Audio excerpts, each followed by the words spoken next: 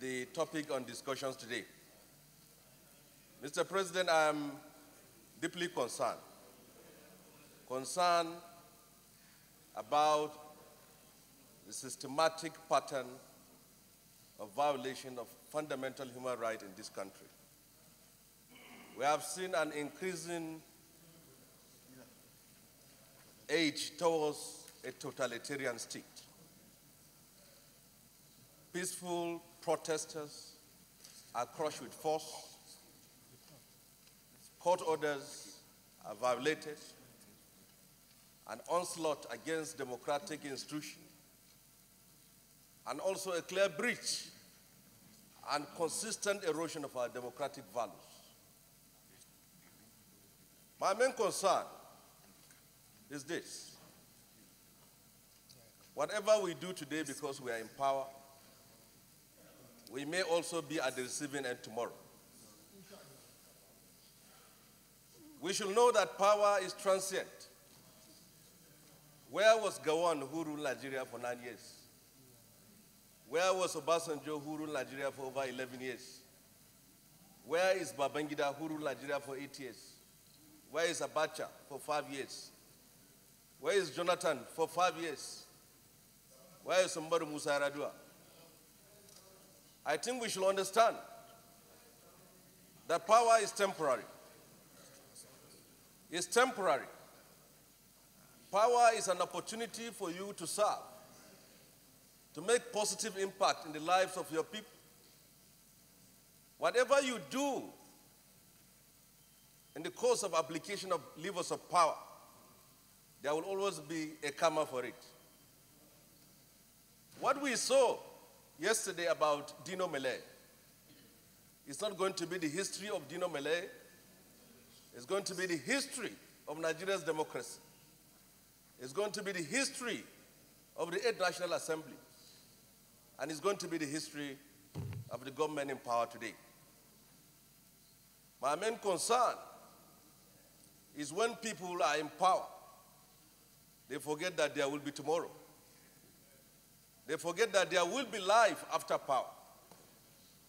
If you use the levers of power to persecute people, to arrest people, to frame people, to intimidate and jail people, you should understand that life after power is longer than life in power.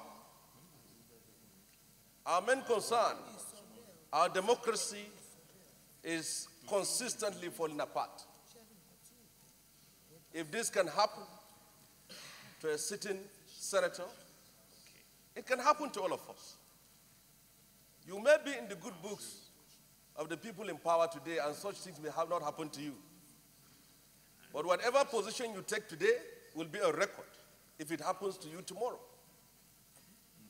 This is not the best of time for people to speak out the truth, especially people in the position of power, for the obvious reasons that people may be targeted, and election season is at hand, and people want their tickets back.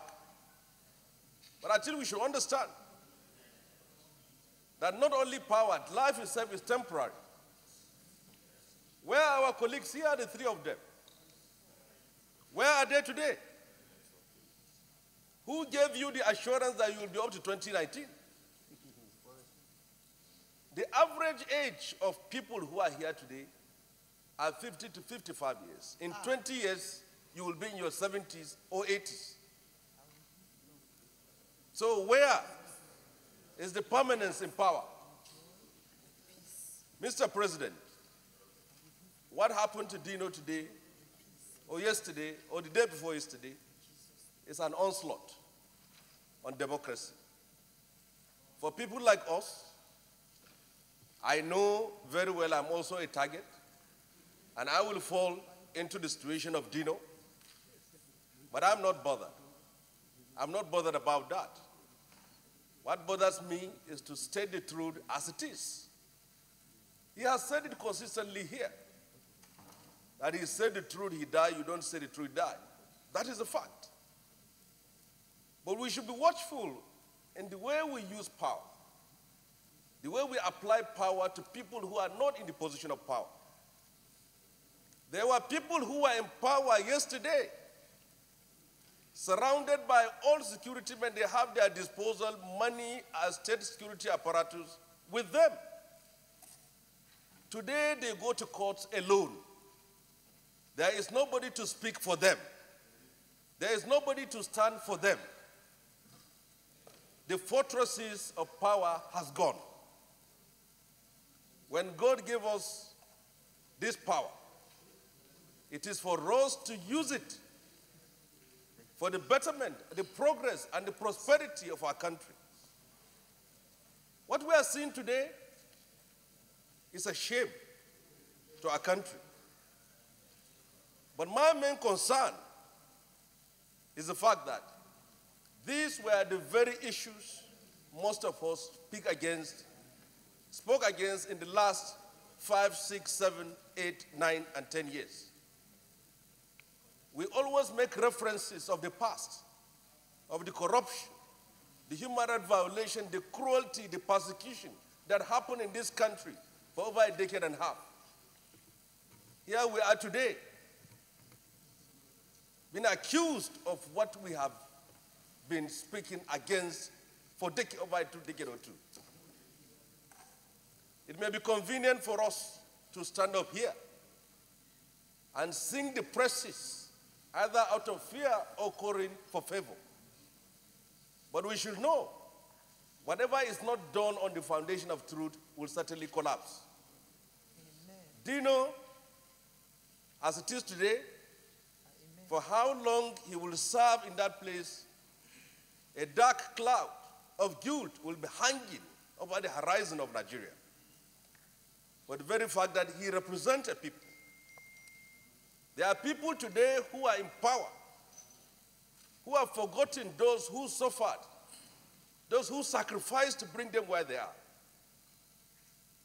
It's not simply about the opposition, but this is the reality even within the ruling establishment. People who have worked and have sacrificed their life and resources to see the change we have experienced today, if at all there is any, have consistently and erroneously been tagged or targeted as enemies of the president. How can people who have suffered, who have worked to bring a president they believed in into power, from day one, they started being targeted as being enemies of the president? I think we should understand ourselves very well. That if we continue on this path, we are certainly heading to perdition. And we shouldn't deceive ourselves. We have seen how nations of the world that claim to be democratic demonstrated in no mean terms symptoms of tyranny that led to the collapse of such countries. Do you know Malay is a victim today? But as it's been said by Senator Alero, an attack on one is an attack on all. You may be in the good books of the government of today. I have had people outside justifying what is happening to the parliament today. If you are happy that the parliamentarians of today are being haunted, are being attacked, are being persecuted because you don't like their faces, tomorrow there will be a parliament you like and with a president you don't like. And I will say it to all of us here. The opportunity of being here is a phase in our lives. For those of you who want to remain here permanently, and for those of us who see this place as a phase in our lives, we know that the history that we will be judged with are two: our collective history as a parliament and our individual history.